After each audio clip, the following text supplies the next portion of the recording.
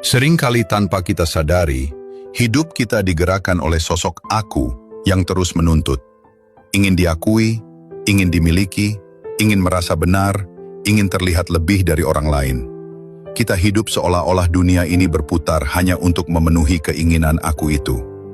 Dan ketika sesuatu tidak sesuai dengan harapan si aku, maka datanglah kemarahan, kekecewaan, dan penderitaan. Disinilah letak persoalan yang sering tidak kita sadari. Kita mengira aku itu adalah diri kita yang sejati, padahal yang selama ini mengendalikan kita hanyalah bayangan, topeng dari pikiran, keinginan, dan ego kita sendiri. Inilah yang disebut aku palsu. Aku palsu membuat kita hidup dalam ketegangan. Kita menjadi tidak aman, tidak tenang, karena semua hal di luar diri kita terasa seperti ancaman.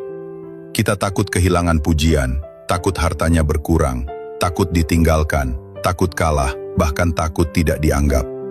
Padahal, semua itu tidak akan pernah bisa kita genggam selamanya. Dan hidup dalam ketakutan semacam itu bukanlah hidup yang utuh. Sementara aku sejati, dia tenang. Ia tidak membutuhkan pengakuan, karena ia sudah utuh.